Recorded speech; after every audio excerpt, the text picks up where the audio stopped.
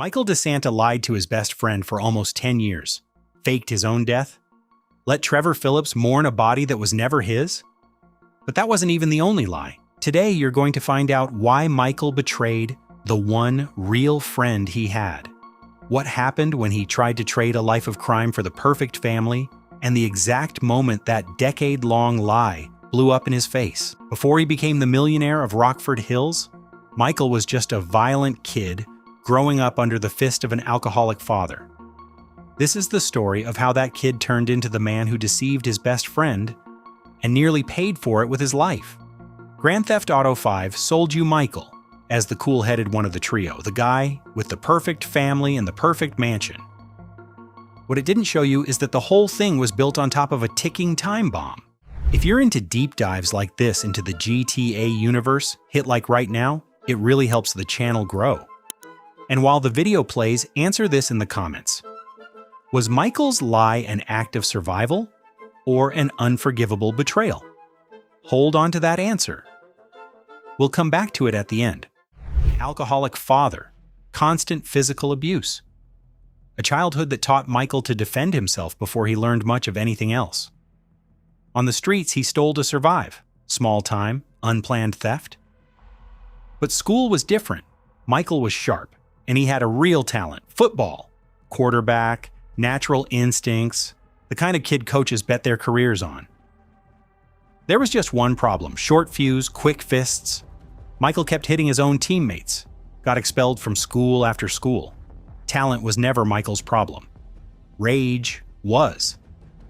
And it's the same unresolved rage that's about to push Michael into a life of crime, and years later, into the worst decision of his life. By 20, Michael had already been arrested twice. It was in one of those stints that he met Trevor Philips, a young man kicked out of the Canadian Air Force, banned from ever flying again after failing a psych evaluation. Trevor had nowhere to go. Michael taught him how to steal. Together, the two met Brad Snyder, rounding out a three-man crew. And they met one more name that would change everything: Lester Crest, a genius with Asperger's, obsessed with computers and strategy, the missing brain the group needed. 4 men, nearly unstoppable. Until the day Michael met a woman who was about to rearrange every one of his priorities. She was a stripper. Her name was Amanda. Michael fell for her, pulled her out of the business, married her. 2 kids followed, Tracy and James. With a family now, Michael slowed down. Fewer jobs, less risk. Brad hated it. Got so worked up over the change that he actually considered killing his own partner. Trevor shut that down. Hold on to that detail, because the loyalty Trevor showed Michael in that exact moment is the same loyalty Michael is about to betray just a few chapters from now. In some bar, Michael crossed paths with an FIB agent named Dave Norton. Against all odds, the two became friends. Dave had a proposal, one last big job. Michael would take a fake bullet, fake his own death, and Dave would get the credit for taking down one of the country's most wanted men. In exchange, Michael would vanish for good. New city, new last name, DeSanta. Michael said yes. He started planning what he thought would be his final heist. If you've already watched our video on Trevor's origin, you've seen this scene, but not the way it actually happened. The Bobcat bank job near Ludendorff started falling apart fast. The getaway driver died. Michael took the wheel. A train wrecked the car. Fleeing on foot, a bullet hit Brad. Michael knew instantly. That shot wasn't meant for him, it was real. And it came from Dave. While Trevor took cover, Michael took his own bullet, the fake one, the planned one, and faked his death right there on the spot. Trevor ran alone. Years later, he heard Brad was alive, doing time in a federal penitentiary. A lie. A second lie, planted by Dave to keep Trevor calm, because Brad never survived that shot. Michael didn't die that day, but he left his best friend buried under a double lie. One friend dead disguised as alive, and one alive disguised as dead. 9 years. 10 grand a month landing in the account. A mansion in Rockford Hills. At first, life looked perfect. But money doesn't last forever sitting still, and neither do families built on lies. Tracy grew into a young woman obsessed with fame, willing to do anything to get noticed. James turned into a video game and weed addict, 20 years old and never held a job. Amanda spiraled into a full midlife crisis, one plastic surgery after another, chasing time she couldn't get back. Michael got caught at a strip club. After that, the two of them, Michael and Amanda, started cheating on each other openly, each one fully aware of the other. Michael's solution was therapy. Isaiah Friedlander, the most sought-after psychiatrist in Los Santos, it wasn't working.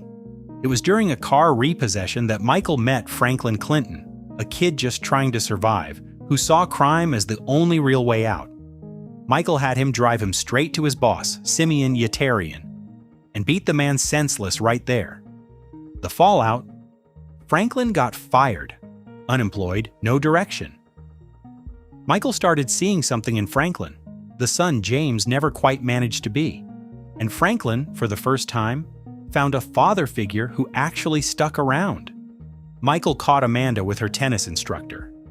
Furious, he went after the guy with Franklin riding along, the two of them tearing apart what they thought was the coach's house. Wrong house. It belonged to Martin Madrazo, head of the Los Santos cartel. Madrazo beat Michael himself.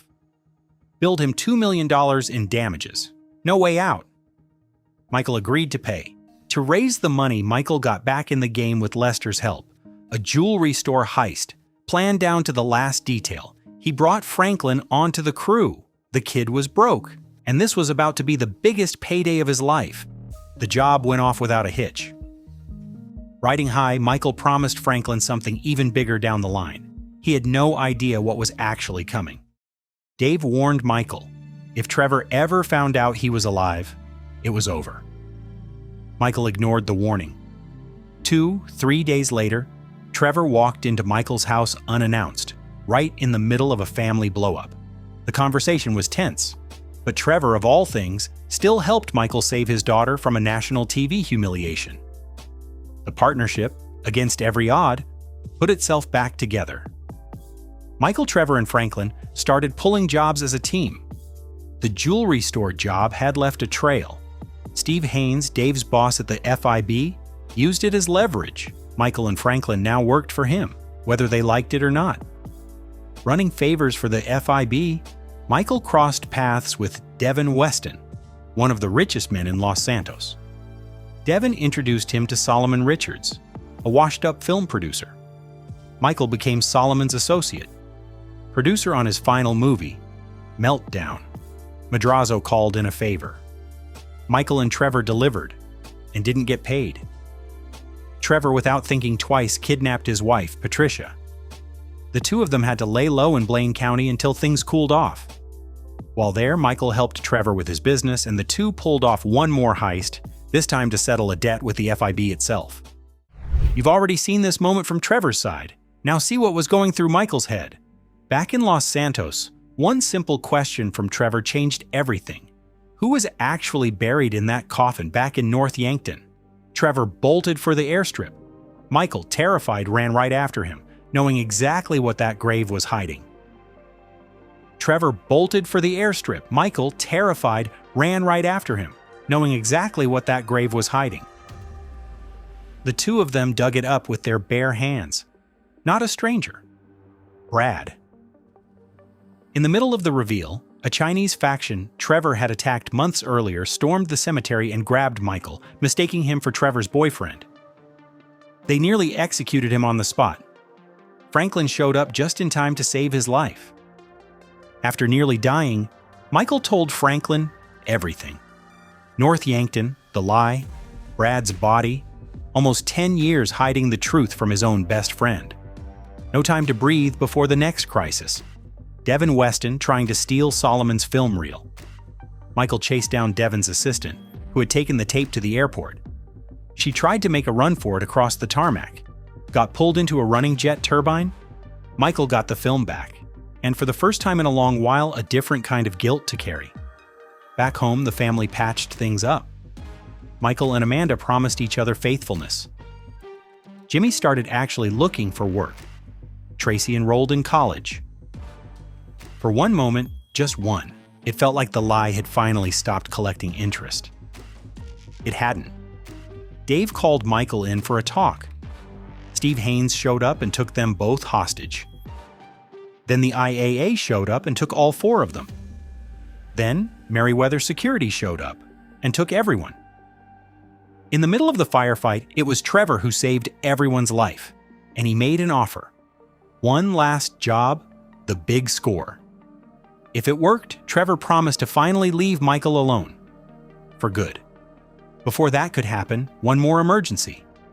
Lamar had been grabbed by the Ballas, held hostage in Paleto Bay.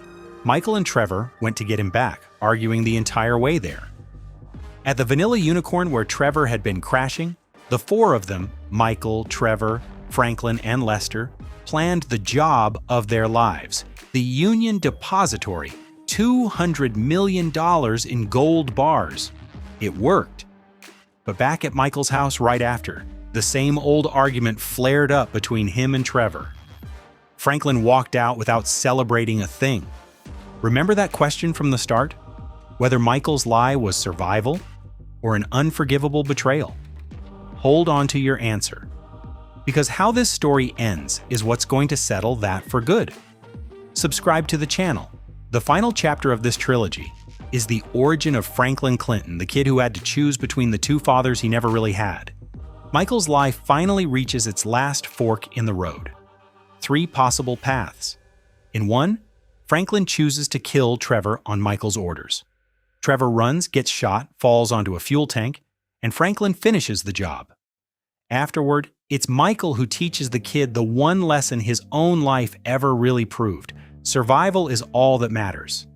In another, it's Michael who dies. Franklin confronts him on top of an industrial smokestack, hesitates, but a shove born out of pure rage makes the decision for him. In the third path, none of them choose to kill each other. Together, the 3 of them take out everyone who betrayed them along the way and walk away as friends, for the first time, with no more lies between them. 3 possible fates. One man, shaped by a violent father, a lie that lasted almost 10 years, and a second chance he barely deserved. So what did you think of Michael DeSanta's real origin story? Now that you know the whole thing, does he come across as more of a victim or more of a villain than Trevor? If this video changed how you see Michael, hit like. It really helps the channel keep bringing you these deep dives into the GTA universe. And subscribe now because the final name in this trilogy is still coming. See you next time.